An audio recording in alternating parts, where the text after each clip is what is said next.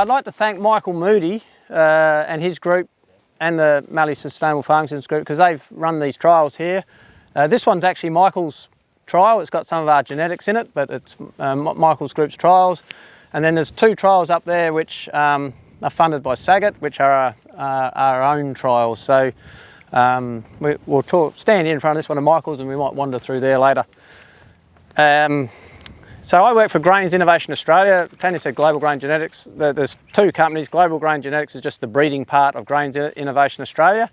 And Grains Innovation Australia or GIA is a private plant breeding company. And we're looking at developing innovative crop varieties for our modern farming systems. And you might have heard of our first release we did, which wasn't actually a pulse. Our expertise is in pulses, but we actually developed in conjunction with Intergrain a IMI-tolerant oat called King Bale, and that's in the process of being commercialised.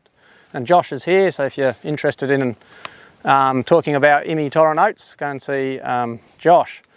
But as I said, our main expertise is in the pulse game, and that's where we're working extensively. So one of the things we're trying to do is just make pulses a bit more robust in the system. There's obviously a groundswell of interest in pulses in areas like the Mallee, and I was over at Cleve on Tuesday, and same sort of thing over there. A lot of guys interested in growing lentils around that sort of Cleve, Rideau, Warminda area, and so they're inherently not adapted to these environments, so they're difficult. And I often refer to them as it's a complex issue growing pulses in these environments, and complex issues need complex solutions. So there's never one easy answer to suddenly just diagnose a pulse problem or make pulses suddenly better. And often I get, what's your 3 top tips for growing pulses? And I get to number 57 and they ask me to stop talking. So there's many things to make pulses grow and grow well in these environments. And I think going back to the fact that they are inherently challenging sets you up in a good frame of mind to deal with it.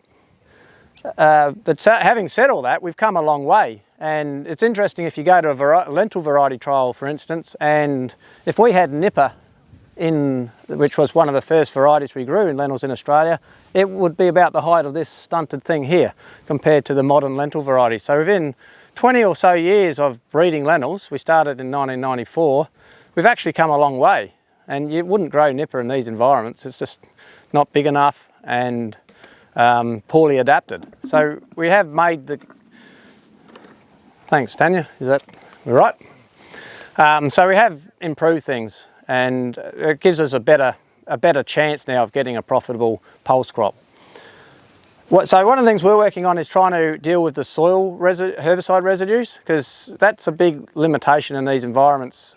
You'd be aware of plant backs, and you guys would know only too well that often the soil herbicide residues hang around longer than the plant back indicated, and sometimes there's not even plant backs for some of the pulses like lentils. So it gets pretty tricky for you guys. So we started 20 years ago actually working on the Group Bs, and we got the Group B tolerance, which is the IMI and the SU tolerance into lentils, and we released Herald lentils, which was the first start to that. It was a poorly adapted line, but it had that tolerance in there, and we've gradually worked up through Hurricane, Hallmark, and now you've got a choice with these newer ones of Highland and Kelpie. And just a little bit of interest in there, so we did a mutation process to get the tolerance in the original Herald line, which is a similar process used for developing in wheat and canola and barley. So we did that in lentils, and we then crossed with adapted lines to get it better. So we did a first cross. So basically that means you've got the original line, you cross with something better adapted, you pick the tolerance, and hopefully got a bit better adaptation, and that was Hurricane. Hallmark was similar, just a different parent, still one level of cross.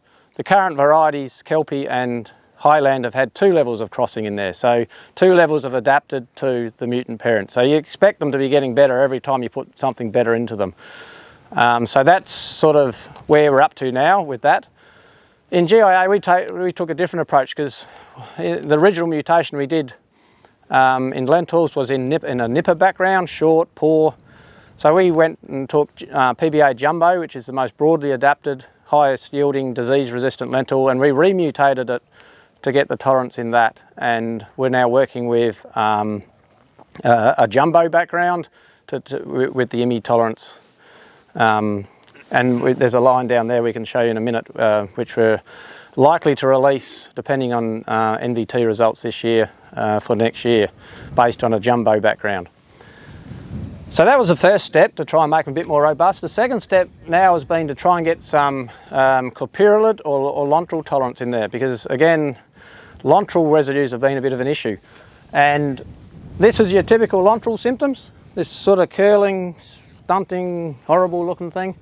And often you get it in patches, often you get it where there's a bit heavier stubble where the Lontril's tied up, and often you get it in your environments because you have sporadic rainfall. You don't get the constant warming wettings of the soil to allow microbial activity to break it down. So we're trying to get some group I tolerance in there to help with that problem. And if you look at this strip here, that's had Lontril, a simulated Lontril residue. It was pretty harsh. I don't expect you to have Lontril residues that harsh, but the first two lines are conventional lentils, and the next two lines are hurricane lentils with a tolerance to the group I's in them. So, and the same rate of Lontril residue was put across the whole strip. Well, there's evidence to suggest that lentils lose energy by just being blown around as well. So having them able to cling onto each other is a good thing. They sort of support each other, and that helps them protect themselves as well. So having stubble in there helps with that. Having a vigorous early growing crop which canopies over is really important. So again, if you're going to wide rows, think about, you know, are you going to get closure? Are you covering your inter-row? Are you going to be able to harvest them? I think they're really important things to think about.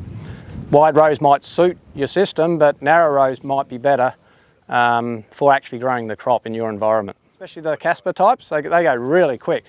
And that, if you get a frost in there, well, that's pretty well the end of the yield. Chickpeas have a later and more extended pod feel. So they, you know, that's a different variation for frost.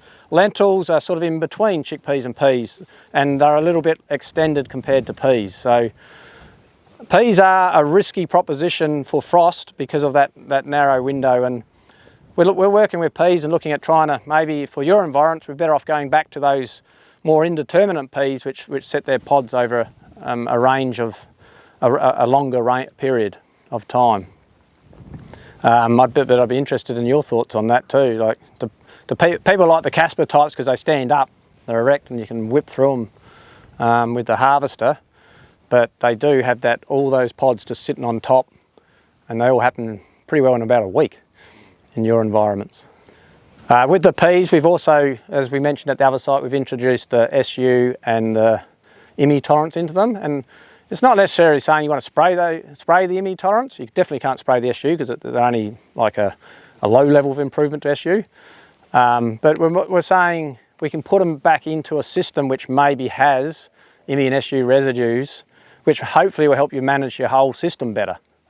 You know, you can perhaps, if you're going that way with those pulses, you can bring back some of those chemistries to help you manage weeds in other parts of your rotation, and not say, oh, I hope I get the rain to break them down in time. So we're trying to make them, they are system crops, we're trying to make them robust in your system.